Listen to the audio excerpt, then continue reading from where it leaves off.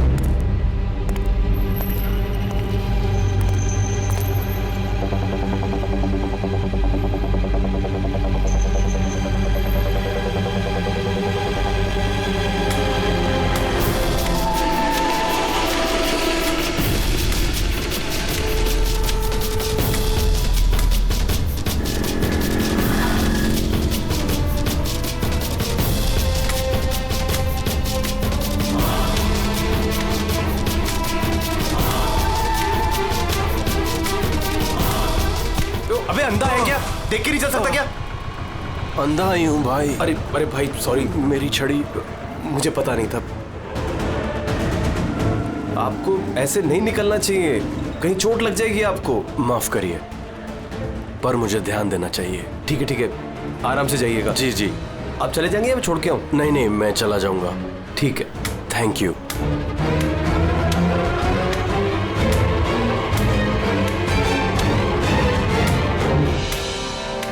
क्या हो गया यार, ये इतना दर्द क्यों हो रहा है?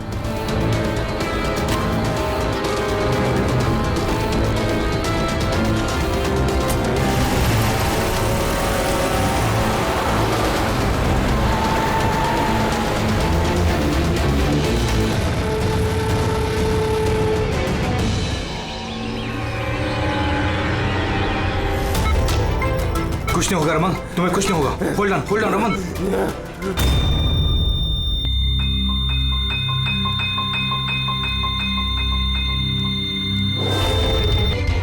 Oh my God, he's dead. और इनकी मौत नेचुरल भी नहीं है। अब क्या?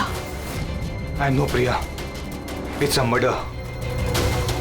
और मैंने डॉक्टर सालुंके को इस केस के बारे में सब कुछ पहले से बता दिया था। अब तक तो उन्होंने फाइंड आउट कर भी लिया होगा कि रमन की मौत की वजह क्या होगी। रमन की मौत जहर से हुई है? हाँ बस, बहुत खतरनाक जहर है। ये पहले इंसान के दिमाग पर असर करता है। पहले डिलेरियम, फोटोफोबिया, एमनेशिया।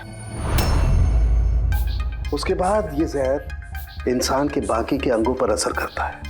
बाकी के अंग धीरे धीरे काम करना बंद कर देते हैं और इंसान की मौत हो जाती है। सर साहब, इसका कोई एंटीडोट तो होगा ना? हर जहर का एंटीडोट होता है फ्रेडी, लेकिन उसके लिए हमें उस जहर के बारे में पूरी जानकारी होनी चाहिए। बस ये जहर आसानी से पकड़ में नहीं आता है। मुझे भी बहुत सारे टेस्ट करने पड़े इसे ढूंढने के लिए। सर, जहर दे के मारना एक अलग बात है, और ऐसा जहर देना जिससे इस तरह तड़प तड़प के मरे, ये जरा चौंकाने वाली बात नहीं लगती? लेकिन ये जो भी कोई है, ऐसी नफरत करता था रमन के साथ कि उसने उसे ऐसी खतरनाक मौत दे दी। समझ में नहीं आता कौन हो सकता है ये, कौन होगा? कोई भी हो सकता है सर, रमन को जुए की लत थी। क्रिकेट, रेस कोर्स, सट्टा, हर तरह का जुआ। और इसी चक्कर में वो 5 करोड़ के कर्जे में था। 5 करोड़? 5 करोड़? हाँ सर, उसको धमकी भरे मैसेजेस भी आए थे। उसके फोन रिकॉर्ड्स में ऐसे कई सारे मैसेजेस हैं जो उसको बुकीज और सट्टेबाजों ने भेजे। ये देखिए। सर हो सकता है इन्हीं में से किसी की धमकी सच साबित हो गई होगी। पता नहीं, पर जिस तरह से इसको मारा है सर, लगता तो नहीं है किसी बुकी का काम है। फिर भी इन्हें बुलाना तो पड़ेगा, शायद कुछ पता चल जाए। हाँ। Hello ACP Pradyuman. अच्छा ठीक है। आप रमन का चचेरा भाई हितेन। हितेन, किसी ने रमन का खून कर दिया है। क्या लगता है आपको किसने किया होगा? मुझे नहीं पता सर, सिर्फ बुरे काम का बुरा नतीजा। एक ना एक दिन तो ये सब होना ही था सर। अब किसने किया, कैसे किया, ये तो नहीं पता सर, लेकिन इतने सारे लोगों से दुश्मनी, इतने सारे लोगों का कर्जा, उन्हीं में से किसी ने अच्छा, आपके अलावा परिवार में इनका और कौन है? माँ है इसकी, लेकिन अब वो कहाँ पर है ये मुझे नहीं पता। ठीक है हितेन, हमारी इन्वेस्टिगेशन अभी चल रही है, तो बॉडी अभी यहीं रहेगी हमारे पास। आप अपना कॉन्टैक्ट नंबर वहाँ लिखवा दीजिएगा, जरूरत पड़ेगी तो आपको तकलीफ देंगे। जी सर।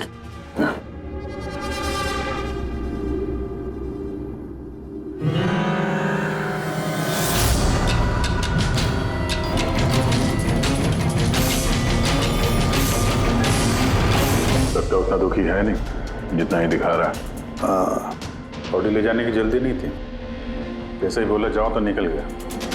कोई पूछताछ नहीं कब मिलेगी बॉडी। गड़बड़ है ये हितेन, बड़ी गड़बड़ है। ऐसे लग रहा था जिसे ये बात पक्की करने आया था कि रमन मरा है या नहीं। नजर रखो उस पर। रमन,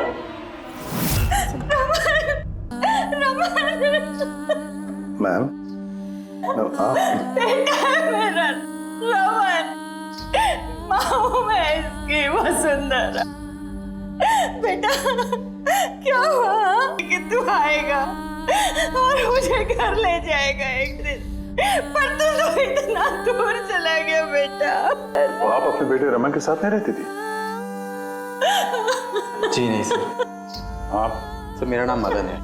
भगवान, मुझे क्यों बिठा रखा यहाँ पे? उठा लेता मुझे ही। संभालो अपने आप को। और कितना रोग इस नालायक के लिए। इसको अपनी करनी की सजा मिली है। नहीं बेटा, ऐसा मत कहो। चाहे जैसा भी था, बेटा था मेरा। क्यों, ऐसा क्या किया था इसने इनके साथ? इन्हें अपने ही घर से बाहर निकाल दिया, सड़क पर छोड़ दिया अकेले। ऐसा क्यों? बोला माँ बहुत कर्जा है, घर बेचना पड़ेगा और मेरा खर्चा भी नहीं उठा सकता, इसीलिए मुझे छोड़ दिया। और फिर क्या करती सर, ठीक से दिखाई नहीं देता, कहाँ जाती मैं? पड़ी रही फुटपाथ पे, भूखी प्यासी, बेघर बेसहारा। फिर शायद भगवान को दया आ गई और उसने उस फरिश्ते को भेज दिया। उसका चेहरा तो नहीं देखा मैंने, लेकिन उसने मुझे अपने साथ चलने के लिए कहा और मैं चली गई। एक बड़ा आदमी मुझे इसके पास ले गया। सर, दरअसल मेरी एक संस्था है, संयुक्त वृद्धाश्रम। हम वहाँ पर कोशिश करते हैं कि इन जैसे बुजुर्गों को घर जैसा प्यार और सम्मान मिल सके। माँ जी मुझे वृद्धाश्रम के गेट पर मिली थी एक चिट्ठी के साथ, जिसमें लिखा था कि इनका ख्याल रखना। बस उसी दिन से संयुक्त वृद्धाश्रम इनका घर बन गया। आज सुबह लैंडलाइन पे फोन आया कि इनके बेटे की मौत हो गई है। बस इनसे रहा ही नहीं किया। माँ है ना।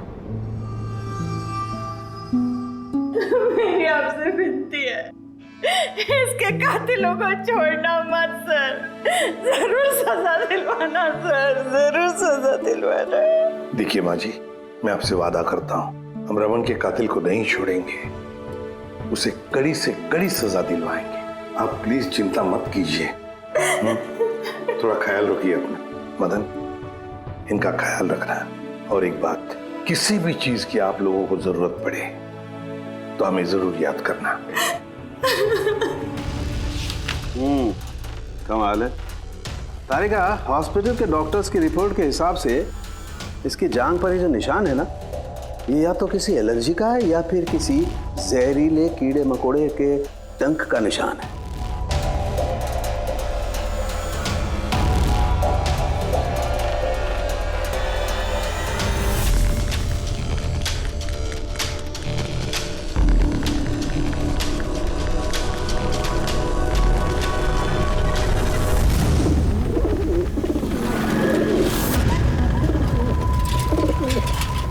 सर, इस हितेन की हरकतें ठीक नहीं लग रही है सर। ऐसे ऐसे लोगों के साथ उसका उठना बैठना है, उस पर शक करना बनता है सर। एक और बात है सर, कुछ समय पहले ये रमन ने उसे अपने घर से निकाल दिया था।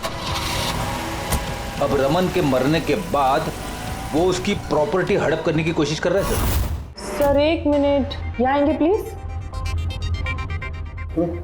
सर इसके स्किन पे ना मुझे कुछ ये अजीब सा दिख रहा है।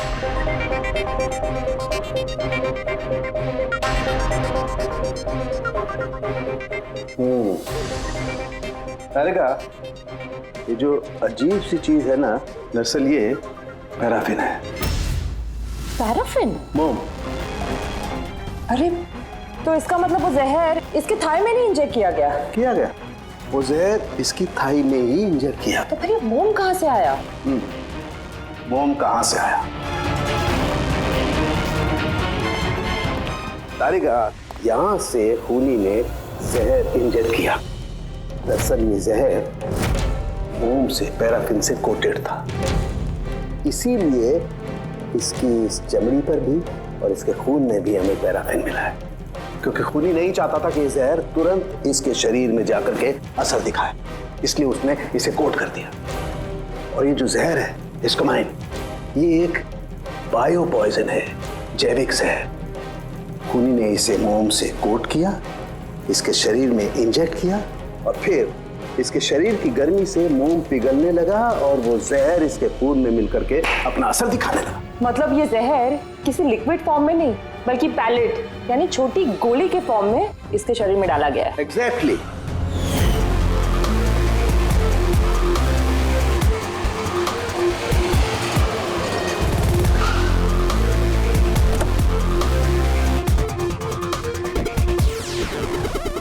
ये वो कंस्ट्रक्शन साइट जहाँ पे रमन इंजीनियर था। उसके कोलीग बता रहे थे कि यहाँ से निकलने के बाद उसको कुछ पैर में तकलीफ हुई है। लेकिन यहाँ पे जो वर्कर्स काम करते हैं उन लोगों ने बताया कि जब तक वो कंस्ट्रक्शन साइट में था तब तक तो वो ठीक था। इसका मतलब जो भी हुआ कंस्ट्रक्शन साइट से बाहर आने के बाद हुआ, तो यहीं पे हुआ होगा।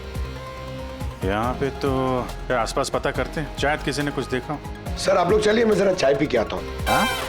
मतलब चाय वाले से पूछ के आता हूँ कुछ देखा है क्या। अभिजीत, ये बच्ची कंस्ट्रक्शन साइट के सामने अखबार बेच रही है, पूछते हैं उससे।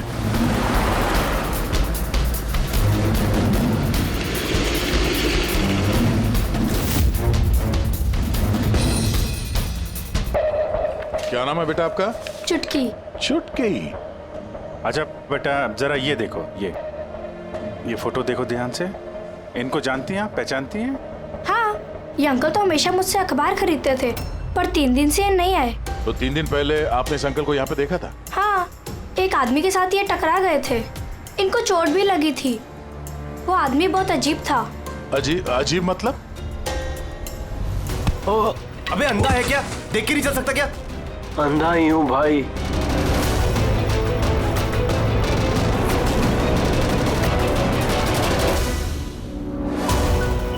क्या हो गया यार? दर्द क्यों हो रहा है?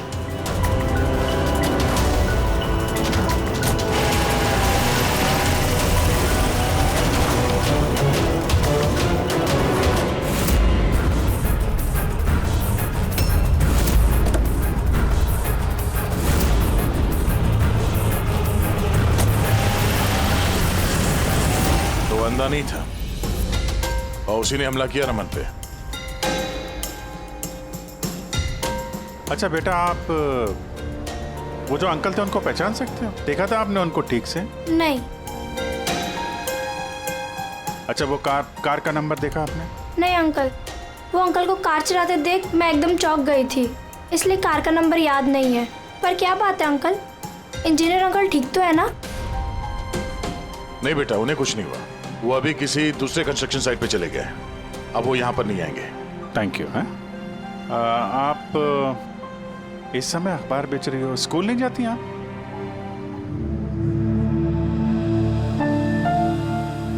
क्या बात है, हैं? स्कूल तो जाना चाहिए। आप कितनी इंटेलिजेंट लड़की हो। एक्चुअली हर बच्चे को स्कूल जाना चाहिए और आपको भी जाना चाहिए। पर स्कूल जाने के लिए बहुत सारे पैसे चाहिए ना अंकल, मेरे पास पैसे नहीं है। बेटा, अगर आपको पैसे ना देना पड़े तो आप स्कूल जाएंगी? हाँ अंकल, जरूर जाऊंगी, मुझे पढ़ना है।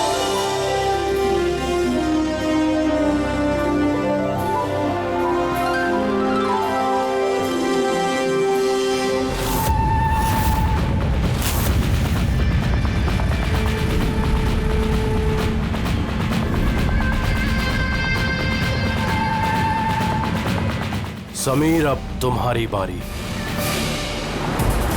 हाँ बोलो। हाँ यार, तुम्हें एक बार में समझ में नहीं आता है। देखो, मैंने तुम्हें पहले भी कह दिया है कि तुम कुछ भी कर लो, मैं इस खंडहर के लिए एक कौड़ी भी खर्च नहीं करने वाला।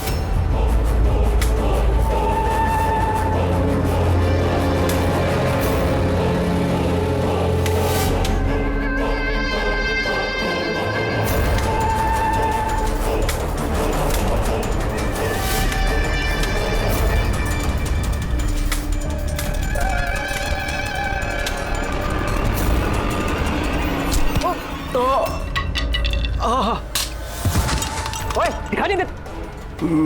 मेरी छड़ी। Sorry, I am sorry. मेरी छड़ी। I am sorry, extremely sorry. अब आपको कहीं लगी तो नहीं? आप ठीक है ना? मैं आपको कहीं ड्रॉप कर दूं? नहीं, मैं ठीक हूँ, मैं चला जाऊंगा। आप ठीक है ना? नहीं, I'm okay। आप संभाल के जाइए। हाँ जी, आप संभाल के जाइए। Okay, thank you.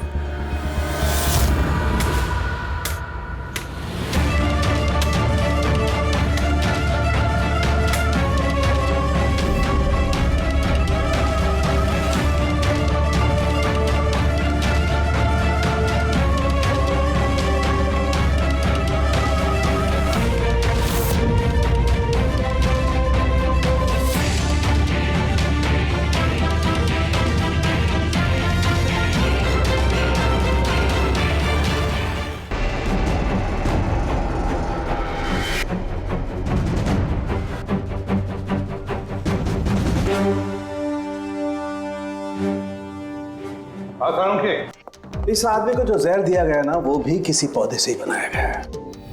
क्या? ये भी किसी पौधे से? हाँ बस, लेकिन ये कौन सा जहर है, ये अभी तारिका पता कर रही है। इस जहर का नाम है रिकिनस कम्युनिस, और ये जहर पहले वाले जहर से भी बहुत ज्यादा तेज और खतरनाक है। रिकिनस? अब ये किसी पौधे का नाम है क्या? हाँ फ्रेडी, ये किसी पौधे का नाम है, और बॉस ये कोई आम पौधा नहीं है, बहुत मुश्किल से मिलता है।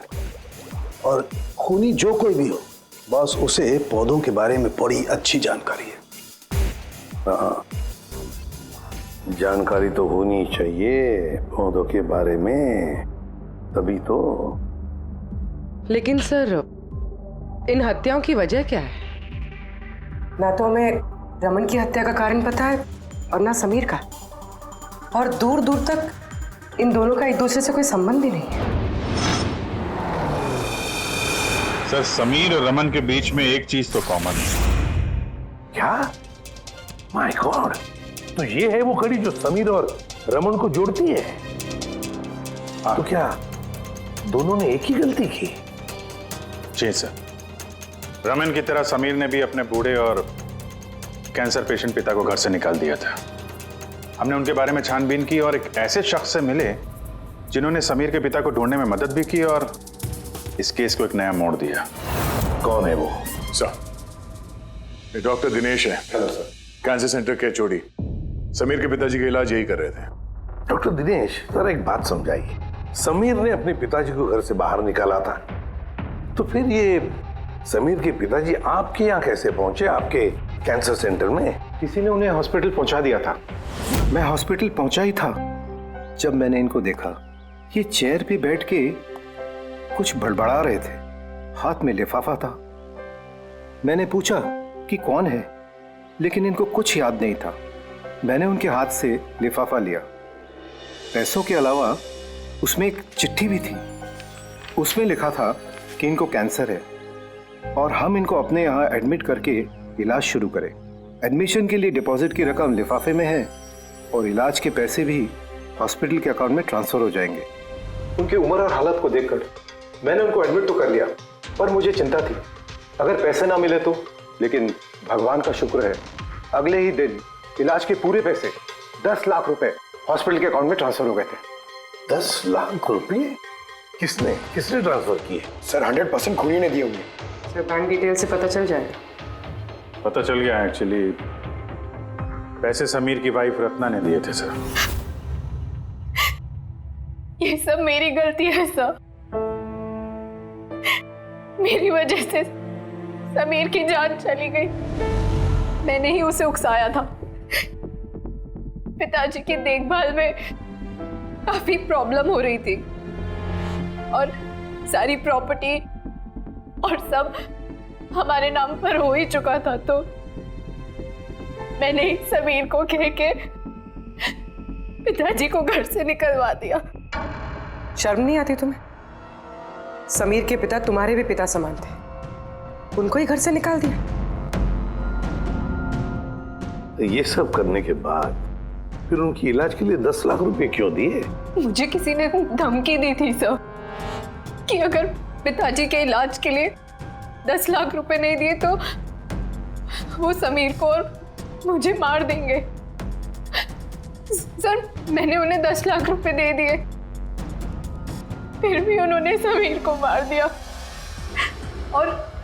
और अभी भी कहा है कि अगर हर महीने पिताजी के इलाज के लिए 50,000 रुपए नहीं दिए तो वो मुझे भी मार देंगे। किसी पे शक है तुम्हें? नहीं। उसके बारे में कुछ याद है? उसकी आवाज, उसका लहजा, कुछ भी? कुछ भी याद नहीं। सर प्लीज मुझे बचा लीजिए। सर मैं मरना नहीं चाहती। सर मैं पिताजी को घर ले आऊंगी। मैं उनकी पूरी देखभाल करूंगी, पूरी कोई तकलीफ नहीं होगी। सर आप प्लीज मुझे बचा लीजिए। घबराओ सर प्लीज मुझे बचा। कुछ नहीं होने देंगे तुम्हें हम।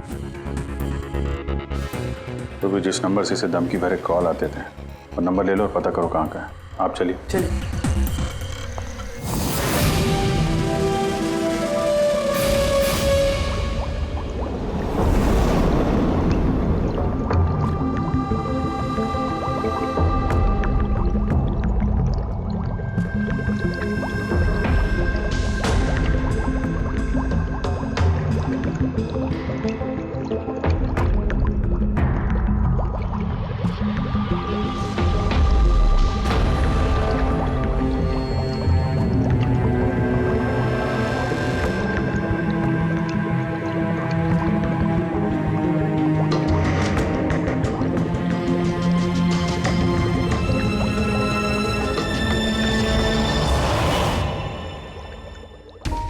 सर हमने इतने सारे एंटीडोट्स बना लिए, लेकिन इसकी क्या गारंटी है कि खूनी इन्हीं में से किसी जहर का इस्तेमाल करेगा? अब कुछ भी हो जाए, हम खूनी का दिमाग तो नहीं पढ़ सकते ना। तुम्हारी बात बिल्कुल ठीक है तारिका, लेकिन एक बात समझो, खूनी इन पौधों का जहर निकाल करके इस्तेमाल कर रहा है। इन पौधों का पहले से भी ज्यादा तेज हर बार। तो हमें हमेशा चौकन्ना रहना पड़ेगा। पता नहीं वो अगली बार कौन से पौधे का जहर किस पर इस्तेमाल करे। पता नहीं किस पर, कब, कहां, कैसे, किस पौधे का, पता नहीं।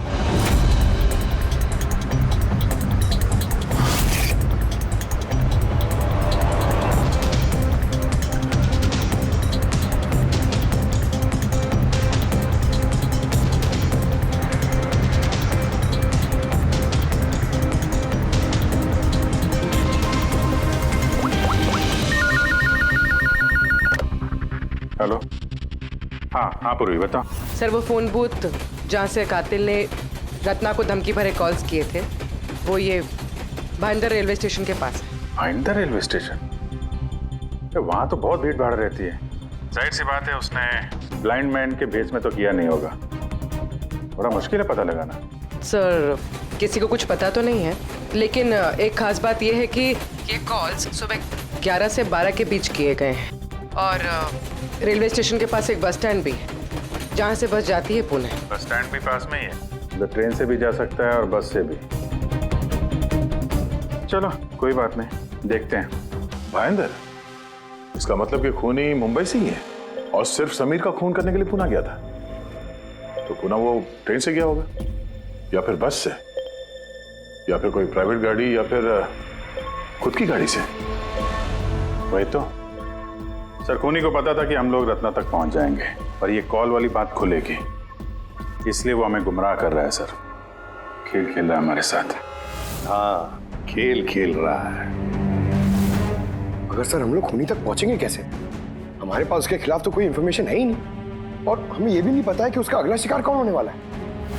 पंकज, इससे पहले कि खूनी अपनी शिकार तक पहुंचे, हम शिकार उसके सामने डाल देंगे।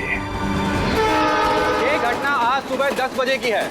मुंबई के गोरेगांव रेलवे स्टेशन पर एक बुजुर्ग ने रेल के नीचे आकर अपनी जान देने की कोशिश की। वहां मौजूद लोगों ने उन्हें बचा लिया। आइए जानते हैं कि आखिर वो क्या वजह है जिसने एक बुजुर्ग को ये करने पर मजबूर कर दिया। मुझे क्यों पकड़ के रखा हुआ? छोड़ दो मुझे, मैं नहीं जीना चाहता हूँ। क्या करूँगा मैं जी करके? लेकिन आपके साथ हुआ क्या है? आखिर आप क्यों मरना चाहते हैं? क्या हुआ? मेरे साथ क्या हुआ? मुझे मेरे इकलौते बेटे ने घर से बाहर निकाल दिया अकेले करके। मैंने अपने बच्चे को इतने प्यार से पाला पोसा और उसने मुझे घर से बाहर निकाल दिया। ये तो बड़े दुख की बात है। आखिर क्या हो गया हमारी आजकल की पीढ़ी को? आपका बेटा करता क्या है? क्या करता है? स्कूल जाता है। टीचर है? नहीं, पढ़ता है। स्कूल में पढ़ता है। अभी 8 साल का ही तो है। जी क्या कहा आपने? क्या कहा मैंने? आपका बेटा कितने साल का है? कितने साल का है? आपने कहा 8 साल का है। मेरा बेटा 8 साल का है। उसने मुझे घर से बाहर निकाल दिया। मैं मर जाऊंगा। सुना आपने? इनका दावा है कि इनके 8 साल के बेटे ने इनको घर से बाहर निकाल दिया। आखिर क्या वजह है? कौन है ये 8 साल का बच्चा? रेल की पटरी पर जान देने की कोशिश करने वाले बुजुर्ग के 8 साल के बेटे का पता चल गया है। वो दरअसल 33 साल का सॉफ्टवेयर इंजीनियर है। बुजुर्ग की दिमागी हालत ठीक नहीं है, इसलिए अब भी वो उसे 8 साल का बच्चा ही समझते हैं। उनका बेटा अमेरिका में रहता है और उसने उन्हें घर से बाहर निकाल दिया है। उसके बाद ही बुजुर्गों ने अपनी जान देने की कोशिश की। आइए उनके बेटे से ही पूछते कि उन्होंने आखिर ऐसा क्यों किया। सर एक सवाल सर, क्या ये सच है कि आपने अपने पिताजी को घर से बाहर निकाल दिया है? हाँ ये सच है। सर आखिर आपने ऐसा क्यों किया? आपको एक बार भी बुरा नहीं लगा? हाँ निकाला मैंने और बुरा भी नहीं लगा। आप जानते हैं इनको? आपने कभी झेला इनको? इनको अल्जाइमर्स की बीमारी है। मैं पागल हो गया उनका ख्याल रखते रखते। मेरी खुद की एक लाइफ है, मेरी वाइफ है, मेरी फैमिली है। मैं क्या करूं?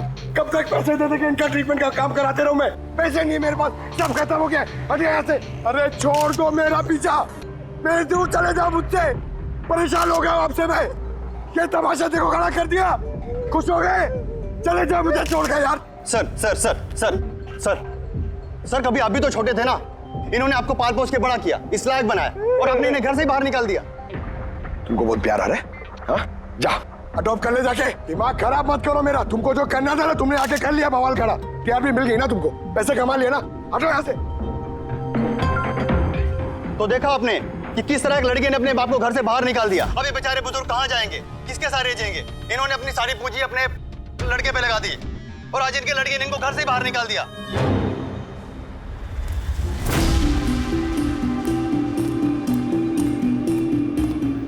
बड़े बच्चे गुब्बारे ले लो जल्दी। गुब्बारे वाला गुब्बारे ले लो। अरे बेटा गुब्बारे ले लो। गुब्बारे वाला गुब्बारे ले लो। गुब्बारे ले लो।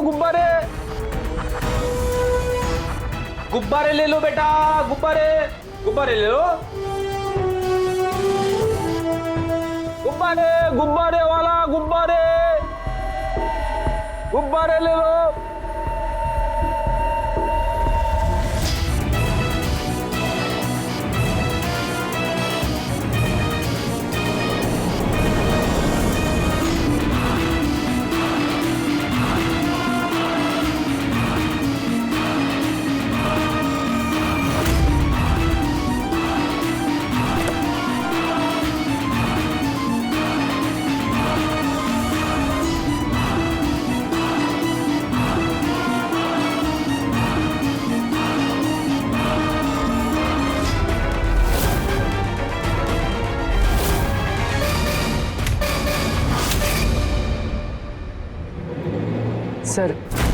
सर एक अंधा बिल्डिंग की तरफ आ रहा है।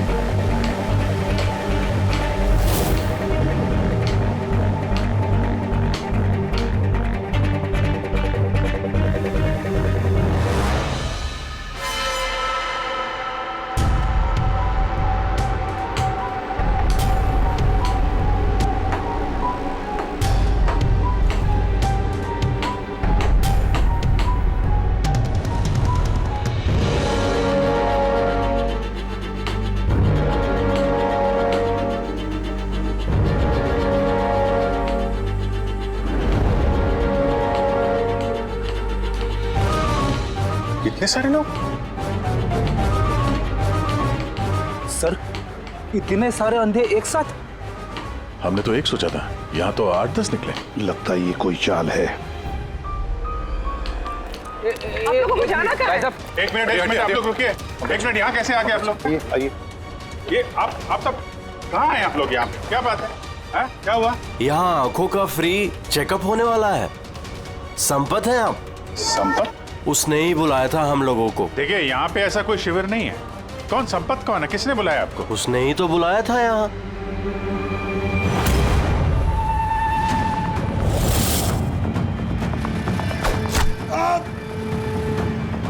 पंकज! पंकज! क्या हुआ? पंकज! वो रहा। पकड़ो उसे। छोड़ना नहीं।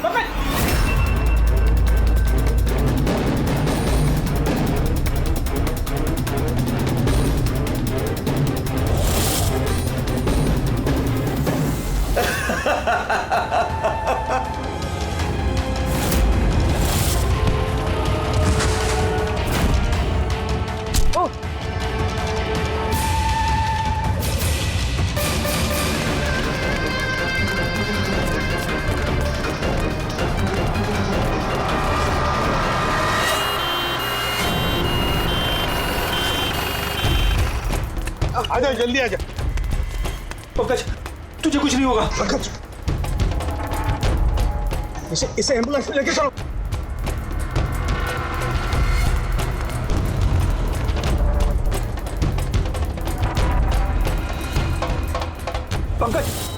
पंकज, तुझे कुछ नहीं होगा। Pankaj!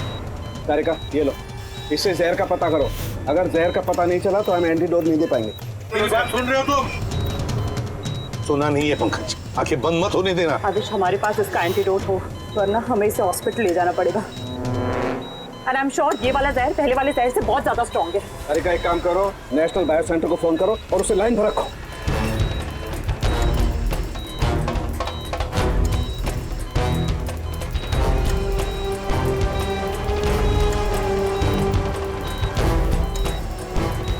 Pankaj, don't worry, Pankaj.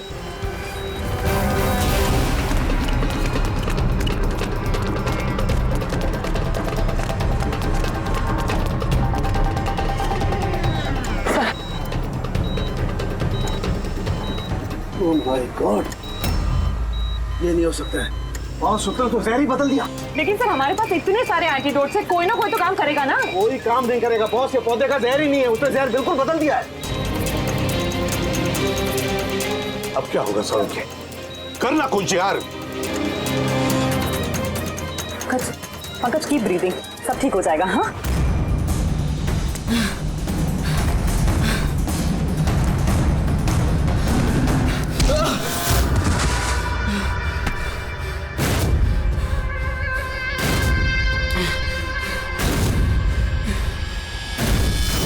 Sir मेरा नाम मदन है। तुमने क्या ये सब? क्यों पड़े हो मेरे पीछे? मैंने जो किया सही किया। लोगों की जान लेना सही है? मैंने सिर्फ बुरे लोगों को सजा दी है सर। जो लोग अपने माँ बाप का ख्याल नहीं रखते ना, उनको इस दुनिया में जीने का कोई हक नहीं होता। जब मेरी माँ की मौत हुई थी तो मेरी दुनिया उछल गई थी। उसी वक्त मैंने इस संयुक्त वृद्धाश्रम की शुरुआत की थी। सर वहाँ पर जितने भी बुजुर्ग माँ बाप आते हैं ना, सब अपने बच्चों के सताए हुए होते हैं। ये देखकर मेरा खून खौल जाता है। मैंने उसी वक्त इस फैसला किया था कि मैं इन सबको सबक सिखाऊंगा, इसीलिए मैं मार देता हूं इनको। क्या गलत किया मैं? सर कुछ करो सर। कुछ नहीं कर सकते जब तक उस जहर का कंपोजिशन नहीं पता लगेगा फ्रेडी, हम कुछ भी नहीं कर सकते। अगर इसे गलत एंटीडोट दे दिया तो ज्यादा खतरनाक होगा यार। सर पंकज की हालत तो बिगड़ती जा रही है। सर पल्स गिर रही है, हॉस्पिटल ले जाना पड़ेगा। हॉस्पिटल जाके कुछ नहीं होगा, हमारे पास इतना वक्त नहीं है वहां जाकर टेस्ट करें। मुझे इस जहर का नाम चाहिए यार। पंकज। हेलो। हाँ सर, हाँ सर, पकड़ा गया सर। खूनी मदन है। हाँ जहर हम पता करते हैं। कभी पता नहीं चलेगा तुमको, कभी पता नहीं चलेगा तुम लोगों को। उसने भी पापा को सताया। मदन गाड़ी। Oh no. Madan Madan Madan Madan ambulance बुलाना पड़ेगा जल्दी। नहीं सर, कोई फायदा नहीं है। मान लिया तुमने उन लोगों के साथ जो कुछ भी किया, मान लिया, लेकिन तुमने जिसे वो जहर चुबाया है वो बेगुनाह है, निर्दोष है, उसने कुछ नहीं किया। वो जहर कौन सा बताओ? हाँ? BTX। सब उस जहर का नाम BTX है। सालुंखे, जहर का नाम है BTX। पंकज, जागते रहना, आंखें बंद मत होने देना।